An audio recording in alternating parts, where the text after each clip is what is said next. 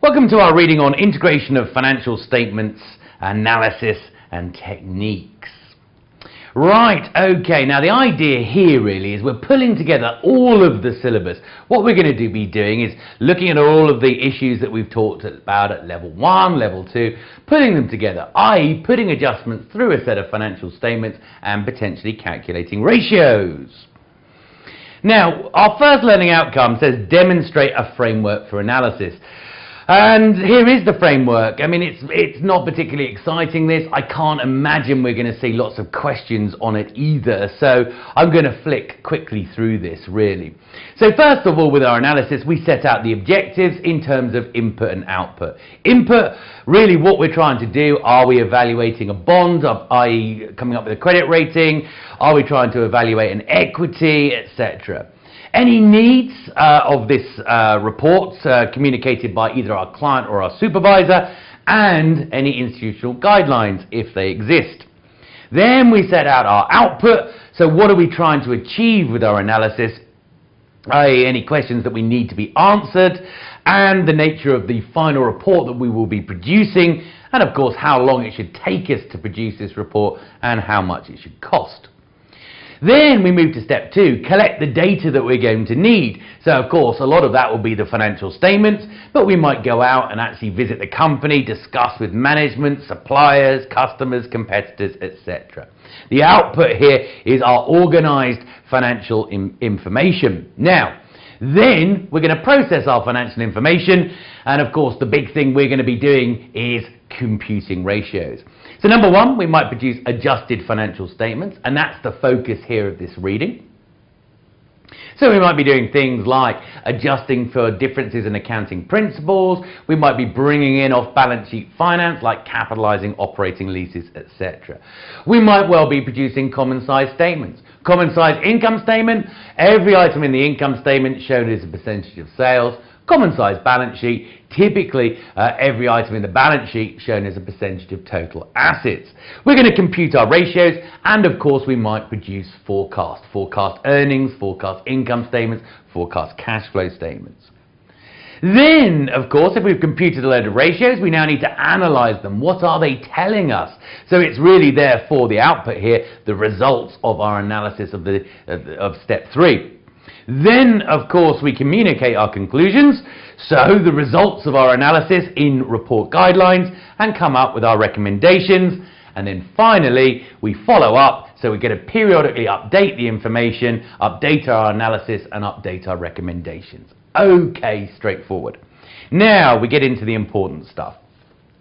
Now we've really got 4 learning outcomes here that cover the rest of the material, and they are to identify financial reporting choices that affect the quality and comparability of financial statements, to evaluate the quality of financial data and recommend appropriate adjustments, to evaluate changes in accounting standards, methods and assumptions, and finally to analyze and interpret modifications. So we're looking at all of these learning outcomes throughout the remainder of this. So what we're going to do is just work down this list and talk about the various calculations that we may need to perform in the exam. We're going to discuss it here in this video. We're going to demonstrate these numerically in the class. So earnings, sources and performance we'll start with, then we'll move down to assets, capital structure, capital allocation decisions, so CapEx in particular in a group scenario, earnings quality and cash flow analysis, back to this central idea that we've got in the CFA syllabus, that earnings backed by cash are high quality, earnings generated from the accruals concept, the accruals process, are of low quality because they're reverse. We're going to look at market value decomposition. This is really taking a PE ratio and adjusting it, stripping out non-core activities and associates. A little bit of off-balance sheet financing, in particular capitalizing operating leases, and then the final area, anticipating changes in accounting standards. So let's start with our first one, earnings, sources and performance. So here is a formula that should be enormously familiar to you from level 1, and of course it is our 5-stage DuPont equation. Now DuPont of course takes our return on equity, net income over equity, and breaks it down into 5 component areas. The first 3 are really looking at changes in the operating profit margin. It looks at the tax burden, net income over earnings before tax, times the interest burden, earnings before tax over EBIT, times the operating profit margin, EBIT over revenue. Now, of course, if you just cross out the things that cancel out, so that cancels with that cancels with that, you're left with net income over sales. So really those three ratios are deconstructing the net profit margin. Now, after that, of course, we then have our asset turnover. It's an efficiency ratio. It looks at how you use the assets of the company to generate sales. And then finally, the impact of your capital structure, the financial leverage multiplier. Now, just let's talk about this tax burden very, very briefly. I do not like its name because it implies that the only difference between net income and earnings before tax is the tax expense. And we know that's not true. Certainly, one of the difference is the tax provision, the tax expense in the income statement, but other items go through after the tax line. Those are, of course, discontinued operations, extraordinary items, and this is very key here, our share of earnings from associates. So, the one-line consolidation resulting from associates in the income statement is after the tax line, so be careful with that. Now, the reason I say it's so important is because what we're trying to now do is deconstruct our ROE. What we're interested in is the return on equity generated by the assets and liabilities under the control of the management. So, here's the key point, essentially. What we're going to do in particular with our adjustment is remove equity method income and the investment in asset and then recalculate our DuPont. In other words, what we're doing is we're taking ROE and stripping out the impact of associates. Now, why are we doing this? We want to use return on equity to appraise the management of our company. Now, when we appraise the management of the company, we want to look essentially at the assets and earnings that they control. Now, the problem is, of course, with equity accounted investments is we only influence them. We don't have outright control. And that's why we're going to strip them out before calculating our DuPont. Now, here is the DuPont after making the adjustments. Now, notice, therefore, that what we call the tax burden has been adjusted. We're going to take our net income and we're going to remove the equity accounted earnings from our associate. Okay, so remember, it's not really a tax burden. It's containing the tax, it's containing discontinued operations, extraordinary items, and earnings from associates. So we're going to take the net income, remove the earnings from the associate. Okay. Now, the next part of the DuPont that we need to adjust is the asset turnover. Okay, because we're looking at the sales, of course, of the group, but remember, equity accounted sales are not included in here. It's a one-line consolidation for your affiliates. You don't see the associate sales. So we don't need to adjust the revenue figure, but we are going to need to adjust our asset figure. Because, of course, balance sheet assets include the one-line consolidation for the associate. Now, remember that one-line consolidation. One line appears, but it reflects the goodwill of the associate, our share of the net assets at book value, and our share of any fair market value adjustments that have yet to be amortized. So we're going to strip out the balance sheet value of equity accounted investments. Now let's have a look at the financial leverage multiplier, the very last part of our DuPont. Average assets over average equity. Now again, the argument, and what I hear a lot of candidates saying is, surely I should remove the carrying value of the equity accounted investment from the average assets. Well, maybe. The trouble is, if we're going to remove the impact of the equity accounted investment from average assets, we should also remove the impact of the equity accounted investment from equity. Now, the problem with that is, unless you know how the associate was financed, how the acquisition of the associate was financed, i.e., was it financed by raising debt and spending cash, or was it financed by raising equity? Well, unless you know how it was financed, you don't know how to adjust the stockholders' equity. So, given that we don't know how the investment was financed, we're going to leave equity alone. Now, it makes sense that if we leave equity alone, we should leave assets alone as well. Okay, if you like, it's worse to adjust part of the ratio and not it's worse to adjust the numerator and not the denominator. So we're going to leave financial leverage multiplier essentially alone. And then we're going to recalculate our DuPont. Now, asset base, this is really looking at your total assets and trying to deconstruct it. In particular, looking at how the various classifications of assets, long-lived assets, current assets, are changing over time. Common size statements are again very common here. So, of course, assets, each individual asset shown as a percentage of total assets, of course, or maybe horizontal common size statements where we have a base year where each asset is set equal to 1 and then look at their changes over time. Now again, they say by looking at the asset base, useful for identifying acquisitions and goodwill. Of course, when you acquire another company, we'd expect the intangibles suddenly to rise, goodwill to be present, and we'd expect, of course, the assets to increase because we're taking the subsidiaries' assets and adding them to the parent. So you'd see big changes in this situation.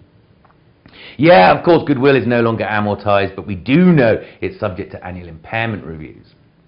Now, capital structure. Now, of course, when we talk about capital structure, we're talking about how the company finances itself, i.e. the split between debt and equity in the capital structure.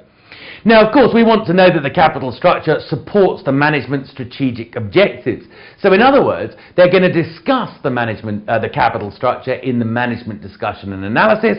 Let's actually have a look at the financial statements and actually see whether it supports what they're telling us.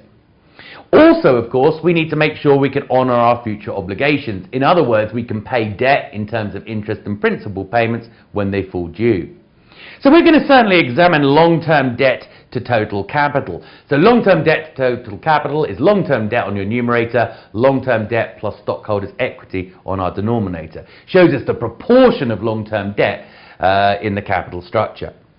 Now, I think the focus here on this reading is to talk about your liabilities, your long-term liabilities. Not all long-term liabilities are as bad as each other. What do we mean by that? Less onerous is the phrase that we've used on this slide. Well, an onerous long-term liability is one that will definitely lead to future cash outflows. Now, when we think about that, our debt securities. If we've issued debt, that's going to be onerous. We are going to have to meet interest, we are going to have to meet principal when it falls due, and if we fail to make that, of course, then we're going to be in default, we could end up being liquidated. But other long-term liabilities that are strictly interest-bearing may be not so onerous. In particular, let's think about an underfunded pension, an underfunded defined benefit pension. It's a liability. It's interest-bearing because there's an interest element in the income statement, but it doesn't necessarily lead to future cash outflows. In other words, just because you've got an underfunded pension doesn't mean the firm is going to improve or increase their employee contributions into the fund. In fact, a lot of firms will say, oh, it's underfunded, but it's just because of depressed asset prices in the market. Once markets recover, the funded status will improve, so we won't increase our contributions. It's remarkable how many firms use exactly the opposite argument when it's overfunded. As soon as it becomes an overfunded pension fund, they say, oh, we'll stop our contributions. Deferred taxes as well, deferred tax liabilities. Now, deferred tax liabilities only really result in a cash outflow when the timing difference is reversed. So if we can prevent a timing difference reverse, then it's not really an onerous liability. It won't result in us paying higher tax. Now, let's think about the deferred tax liability.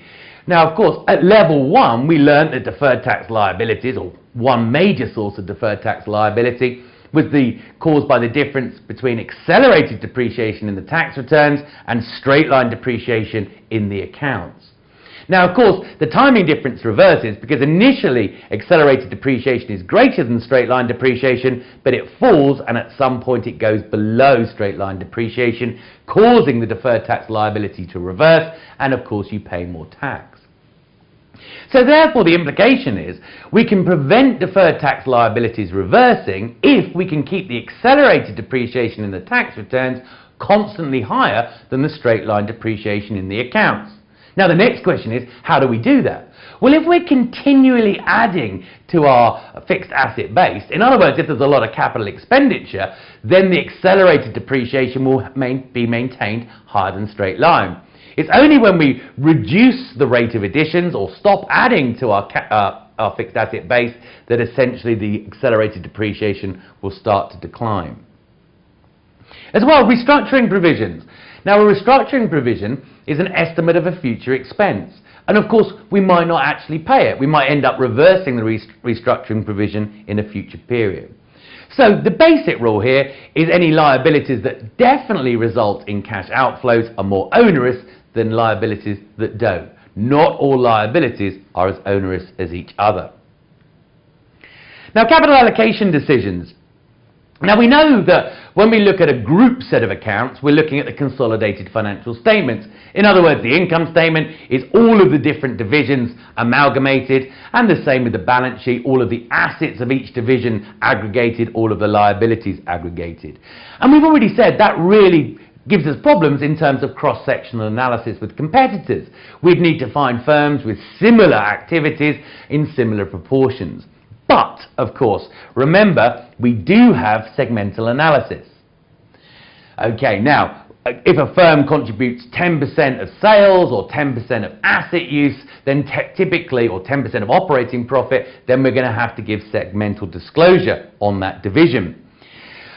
Okay, so we're going to use the segmental disclosure here, number one, to work out which divisions are generating the biggest proportion of sales and, of course, profit, and the relationship between capital expenditure and returns.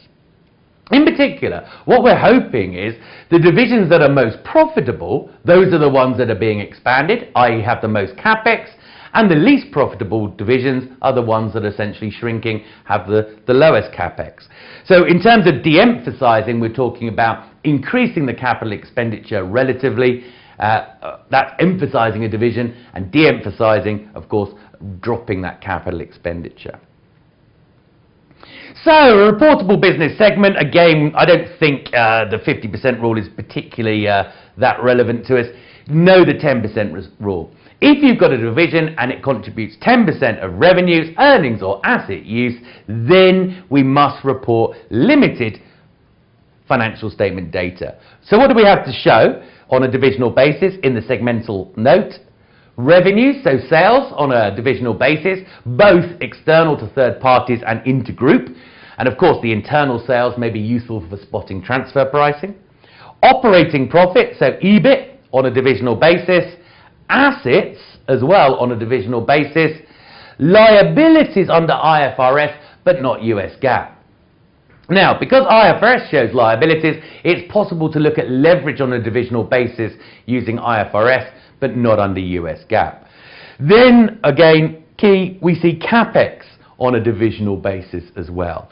Depreciation and amortization, yes we do, but I'm not so worried about those. So what are we going to be computing? The percentage of the firm's overall revenue coming from each division, the percentage of the firm's overall assets used by each division. Then, of course, the percentage of operating profit coming from each division. Now, again, operating profit margins, I think we're going to be computing on each division, segment EBIT over segment sales. We want to know which divisions contribute essentially the highest profit margins. Okay. Now, we're also going to look at the percentage of CapEx attributed to each division, and here's our key calculation down here, resource allocation.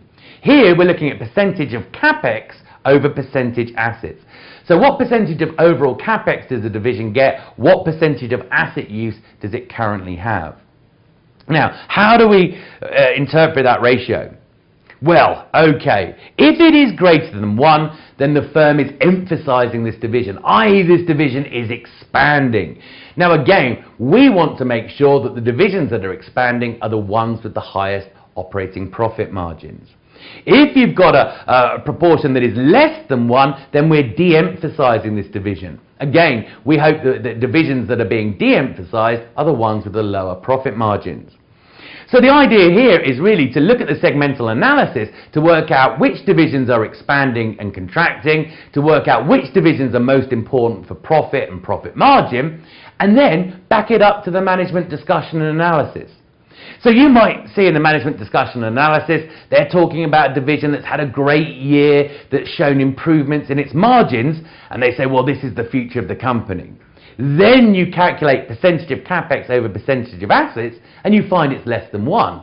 And you think to yourself, well, hang on, they said this is the future of the company, and yet it's being de-emphasized. So that's the kind of calculation that we're going to be asked to do here. Earnings quality, well, this is the idea of taking a firm's earnings and stripping them into cash-based earnings and accruals-based earnings. Now, there are two ways we can do this, the balance sheet approach and the cash flow approach. Okay, so we're going to be particularly excited in doing this. So let's talk about the aggregate accruals. Aggregate accruals are the net income in our income statement purely generated from the accruals process. So notice we take our accruals-based earnings, in other words, net income, deduct cash-backed earnings, and what we've left with must be the net income generated purely from the accruals process, i.e. low-quality earnings because it's not backed by cash. Now, what we're then going to do is work out what this number is, what this aggregate accruals figure is. Two approaches, balance sheet and cash flow. Okay, yes, we know. Inverse relationship between aggregate accruals and earnings quality. Accruals will reverse their non-sustainable, poor quality earnings. So here is our balance sheet approach. What we need to do is calculate net operating assets. So we take total assets and deduct cash. It's actually cash and marketable securities. We take total liabilities and we deduct debt instruments. Okay, and that gives us net operating assets. The aggregate accruals figure, i.e. the earnings in the income statement purely generated from the accruals process, is the change in net operating assets between two periods. So let's take net operating assets today and deduct net operating assets in the prior period. Now we also get the accruals ratio here, where we look at aggregate accruals over average net operating assets. Now this ratio tells us absolutely nothing in isolation, but by looking at how it changes over time, we might be able to identify are aggregate accruals becoming more of a problem in the income statement or less. And again, of course, we could benchmark against competitors as well. Here's the cash flow based approach. Aggregate accruals. For the cash flow based approach, we take accruals based earnings, i.e. net income, and deduct cash flow from operations and cash flow from investing. Now again, they say with CFO and CFI, IFRS of course does give us problems, in particular the treatment of finance costs and dividends under IAS and US GAAP may differ. Remember, US GAAP is very, very prescriptive, i.e. dividends received, interest paid, interest received is all CFO. Dividends paid, of course, is CFF. Under IFRS, much more flexibility. Dividends received could be a cash flow from operations, could be a cash flow from investing. Depends on the nature of the business. If you're a finance company, it's operations. If you're not a finance company, it's going to be investing. Same with interest received. Could be a CFO, could be a CFI, essentially. CFO, if essentially receiving interest is part of your core operations. CFI if it's incidental. We look at interest paid. Now again, under IFRS, it could be a CFO if paying interest is part of your normal business operations, i.e. you're a bank and you pay interest on deposits, fine, CFO. If really paying interest is a function of your capital structure, then we'd expect us to classify it as CFF. Same with dividends, again, CFO or CFF, depending on whether paying dividends is part of our core operations or really is returning cash to investors. So more flexibility under IFRS that does make this a bit of an issue. Now a bit of cash flow analysis then, some ratios that we're asked to be able to calculate here. One thing we need to be able to calculate is adjusted operating cash flows, adjusted OCF. Now remember, operating cash flow from operations, it means the same thing. So notice we're going to take essentially cash flow from operations and then add back cash interest, i.e. not the interest expense but the actual cash paid, of course, and of course remember the two can be different due to amortizations of premiums and discounts, and the cash tax paid rather than the tax expense. Okay, so we've got CFO essentially with both tax and interest added back. Now, what that means is adjusted operating cash flow, if you like, is the cash equivalent of earnings before interest and tax. It's, if you like, an operating cash flow. Essentially, it's a pre-levered cash flow because it's before payments to both debt and equity holders. Okay, so let's have a look at some of our ratios, our cash flow ratios. First of all, CFO to average total assets. Well, of course, this is just really a cash-based version of return on assets. Return on assets, net income over equity. Oh, sorry, not net income over equity, it's return on equity, isn't it? Return on assets, of course, is net income over assets. So all we're really doing here is saying, well, rather than using net income, let's use cash flow from operations. So it's a cash-based measure. Now, return on assets was looking at how you use the asset base of the company, the infrastructure plus the working capital in order to generate profit. So here, all we're doing is looking at how we use the infrastructure of the company and its working capital to generate cash. Operating earnings quality, well look, adjusted OCF over EBIT. Remember we said adjusted OCF is the cash version of EBIT.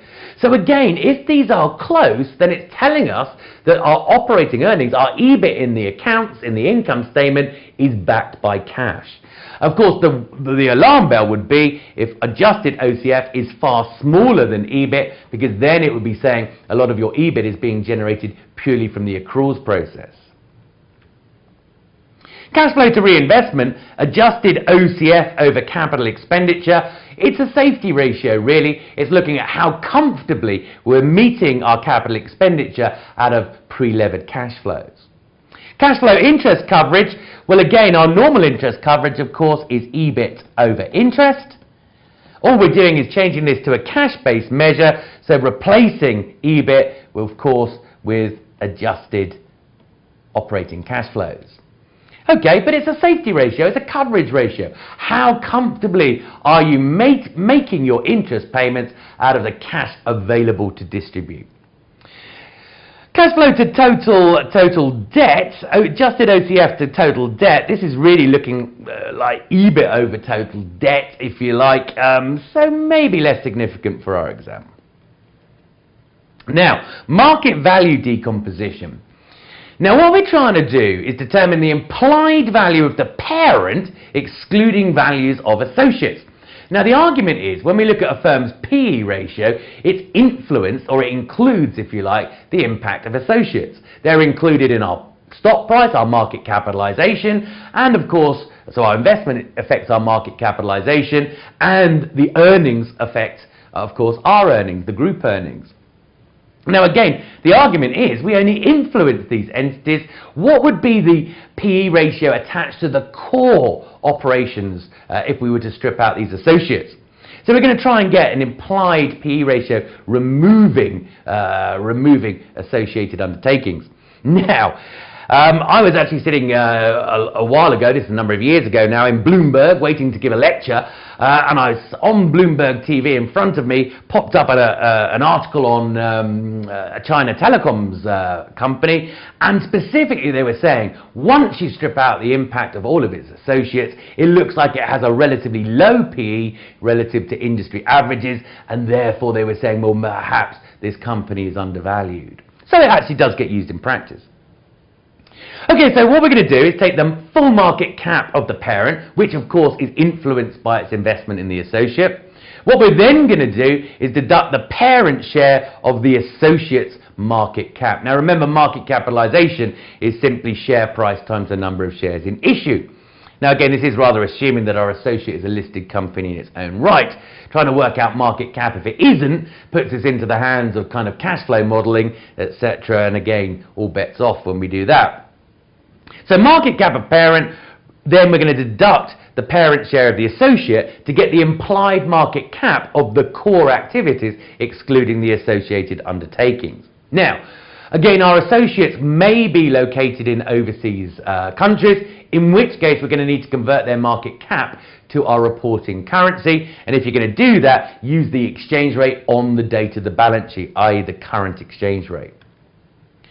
Now, again, so we've now got the market cap excluding the associate. We do the same with our earnings. We take the group earnings and then we simply deduct the earnings that have come from the associate. So in other words, remember, after the tax line, we see the percent or the net income from associated undertakings. So we're taking the implied value of the parent excluding the associate, and we're taking group net income minus the parent's share of any associate's earnings. So this is giving us our implied PE. The PE that is implied to the core activities, the core subsidiaries, the core group, having removed the associate.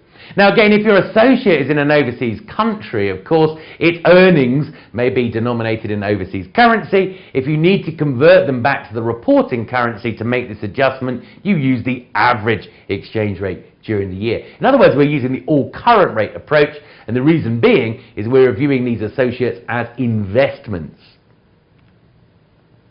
Off-balance sheet financing, this is an absolute examiner favourite. So what are we looking at here? We're looking at the need to bring in off-balance sheet finance before we calculate our ratios. And of course, the classic one that we're likely to see is the operating lease. Okay, so what we're going to need to do is establish the present value of operating lease payments, record an asset, record a liability. Again, in the income statement, there may be adjustments as well. We'll need to strip out the rental expense under the operating lease and replace it with interest and depreciation, of course. Now, again, we saw when we were talking about leases earlier that typically in the earlier years of a capital lease, you're going to get higher leverage because you're recording a liability, so debt's higher, and generally equity is slightly lower in the earlier years of a capital lease, and you're going to get lower interest coverage as well, EBIT over interest. Our EBIT essentially is going to be adjusted because we're going to add back on our EBIT, we're going to add back the rental payment under the operating lease but subtract depreciation, and on our denominator we're going to add the interest essentially on the lease liability to the interest expense. So often leverage and interest coverage ratios in relation to capitalizing operating leases. Other off-balance sheet techniques are receivable sales with recourse. You've sold your accounts receivable, but you've sold them with recourse. Now what does this mean, this word recourse? It simply means that if the company that you sold them to, or the special purpose vehicle that you've sold them to, cannot collect the cash from the customer, you essentially have to indemnify them, you have to pay them. In other words, what we're saying is, have you really sold your accounts receivable in this scenario? And the answer is, probably not, because you still have the risk of the bad debt. You still have the risk of customer default. Now, the accountants will remove the accounts receivable and they'll show the cash we received essentially as proceeds, and they'll report a gain or loss in the income statement when you sell your accounts receivable. We as an analyst don't believe that that is the true economic substance. We think actually what we've done here when they're sold with recourse is we've used our accounts receivable as security for borrowings. So what we're going to do is restate the accounts receivable back into the balance sheet. So put the accounts receivable back in the balance sheet, eliminate any profit or loss on disposal. It's normally a loss on disposal because the proceeds are less than the face value. Eliminate the profit or loss on disposal in the income statement and show that the cash that you received as a loan, a short-term loan, rather than proceeds. Okay, take or pay agreements, otherwise, and throughput agreements. Here, essentially, you are agreeing to take a fixed amount of commodity or pay for it regardless. It's typically used, therefore, for producers that use a lot of commodities in their production process. Now, again, logically, we're entitled to receive these commodities in. There's an asset there. And, of course, we have to pay for them come what may. There's a liability, a cash outflow. So we think we should see an asset and a liability. In the accounts, we see nothing.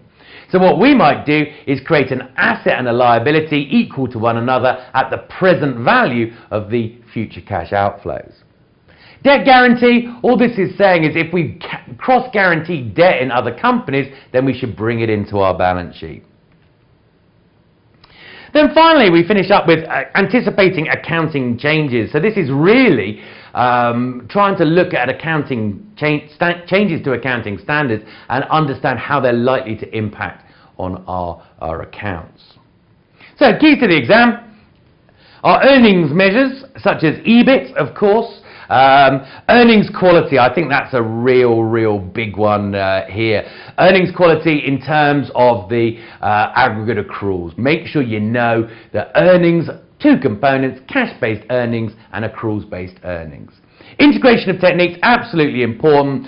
So certainly the DuPont ratio, stripping out the associate, very important. The segmental analysis, in particular looking at which divisions have been emphasized or de-emphasized. And I think as well that core PE you should be able to deal with as well. And riding over all of this, make sure you can capitalize on operating lease using lease disclosure. Now I know we haven't covered it here in this video, but we're certainly going to cover that in class with you. And of course, ratios, ratios, ratios. So once we've adjusted the financial statements, it's likely that we're going to be computing some ratios.